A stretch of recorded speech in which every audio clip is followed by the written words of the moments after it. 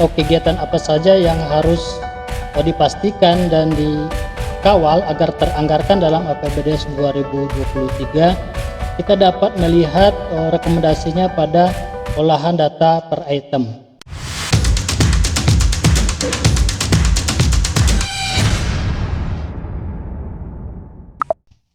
Assalamualaikum warahmatullahi wabarakatuh, sahabat Amri Channel dimanapun berada, khususnya sahabat-sahabat tenaga pendamping profesional di seluruh Nusantara.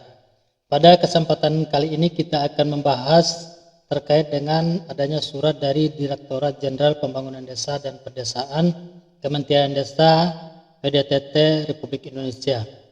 Nomor surat 5-PRC.01.03 garing 2 Romawi garing 2023 tertanggal 22 Februari 2023 perihal tindak lanjut rekomendasi IDM di desa yang ditujukan kepada tenaga pendamping profesional mulai dari provinsi, kabupaten, kemudian pendamping desa, lalu pendamping lokal desa di seluruh Indonesia.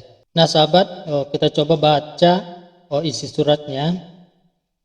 Berdasarkan Peraturan Menteri Keuangan Nomor 201/PMK.07/2022 tentang pengelolaan dana desa, bahwa formula pengalokasian dana desa dihitung berdasarkan alokasi dasar, alokasi afirmasi, alokasi kinerja, dan alokasi formula. Alokasi afirmasi menjadi salah satu formula yang tujuannya membantu desa dengan status tertinggal dan sangat tertinggal untuk mempercepat kemandiriannya dan mengentaskan status ketertinggalannya tersebut. Tahun 2023, jumlah desa penerima alokasi afirmasi sebanyak 5.704 desa dengan besarannya masing-masing untuk desa tertinggal sebesar Rp105.688.000 dan desa sangat tertinggal sebesar Rp158.532.000.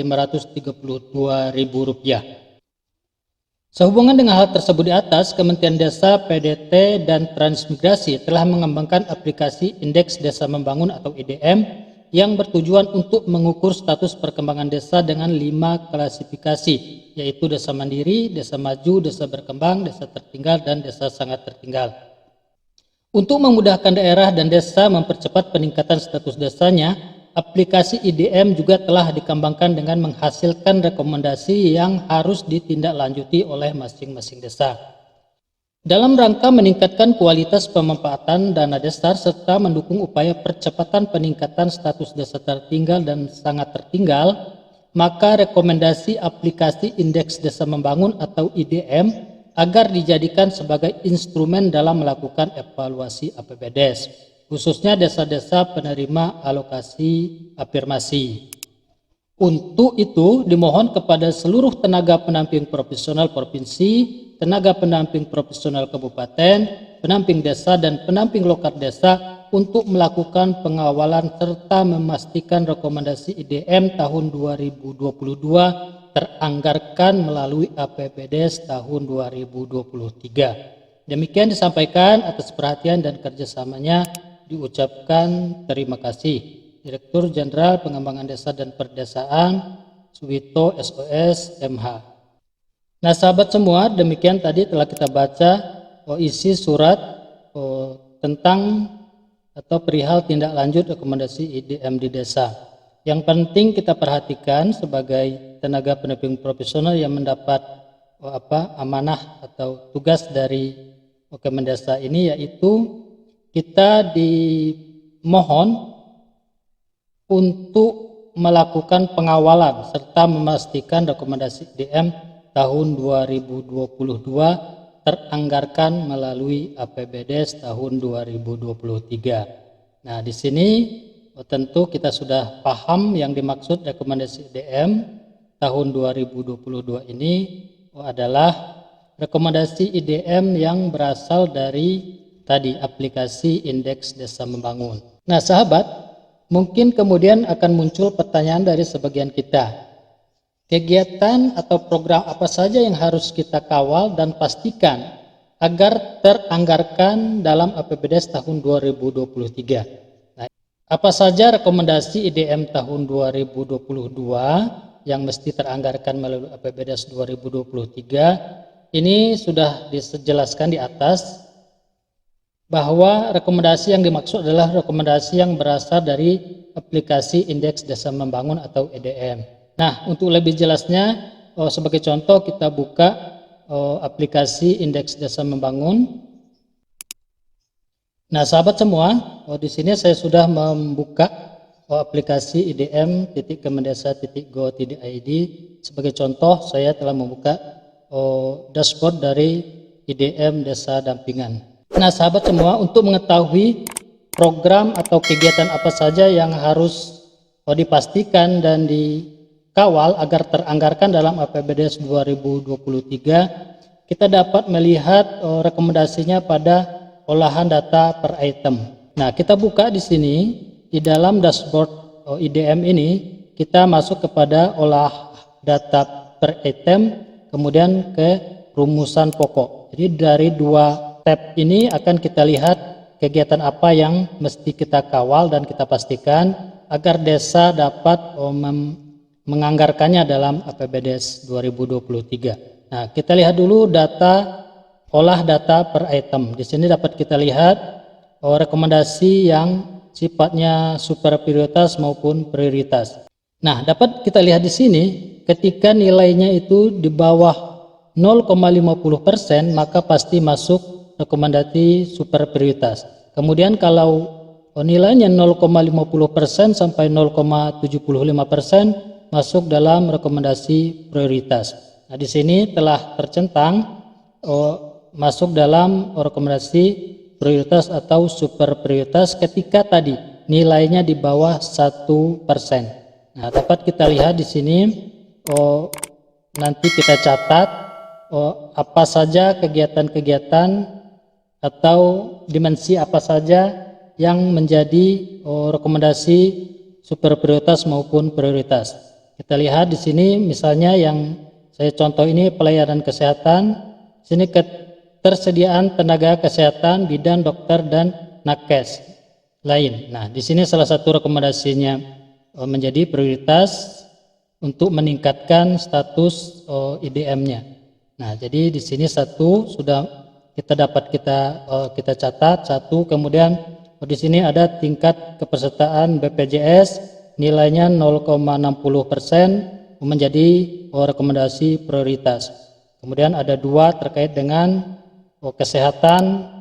Kemudian yang lain kita lihat kesejahteraan sosial. Kemudian ada rekomendasinya terdapat penyandang kesejahteraan sosial, anjal dan pengemis menjadi rekomendasi prioritas. Nah, selanjutnya sama di bawahnya terkait dengan perdagangan. Di sini terdapat pasar desa karena nilainya 0,20%. Maka di dalam rekomendasinya menjadi rekomendasi super prioritas. Kemudian akses distribusi logistik di sini nilainya 0,00%, maka menjadi rekomendasi super prioritas. Dan seterusnya rekomendasi ini akan bertambah ketika nilainya di bawah 1. Jadi sebelum mencapai 1 pasti di sini akan ada rekomendasi.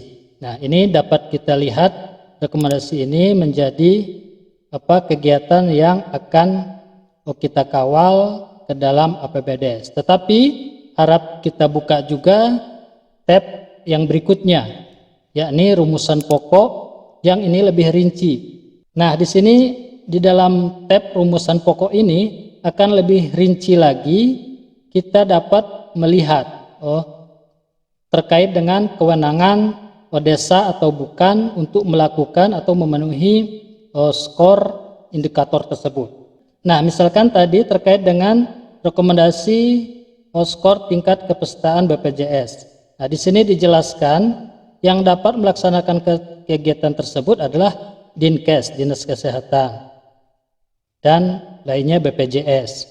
Nah, kemudian selanjutnya kita dapat lihat dari sini skor aktivitas posyandu produknya aktif 1 bulan sekali, garis miring jumlah posyandu di bawah 0,75. Nah, di sini ada ada kegiatan yang dapat dilaksanakan oleh desa dengan menggunakan anggaran dana desa, yakni terkait dengan posyandu. Nah, di sini dapat kita kawal dan kita pastikan kegiatan untuk posyandu ini menjadi salah satu kegiatan yang masuk di dalam APBDes 2023. Demikian juga selanjutnya akan kita lihat hal-hal yang menjadi kewenangan desa, itulah nanti yang akan kita dorong atau kita kawal agar desa dapat menganggarkannya dalam APBDes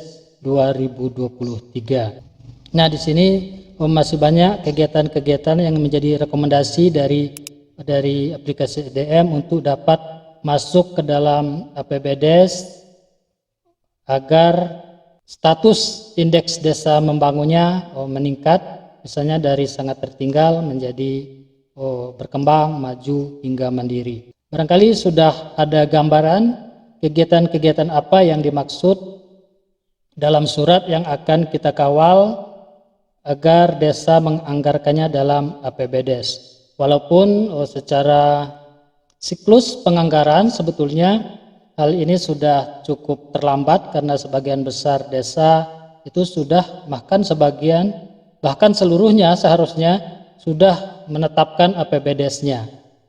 Nah, demikian bahasan singkat kita kali ini. Mudah-mudahan hal yang saya sampaikan tidak keliru dan seperti itu yang dimaksud dalam surat ini. Mohon maaf apabila ada hal yang kurang berkenan. Billahi taufiq wal hidayah. Wassalamualaikum warahmatullahi wabarakatuh.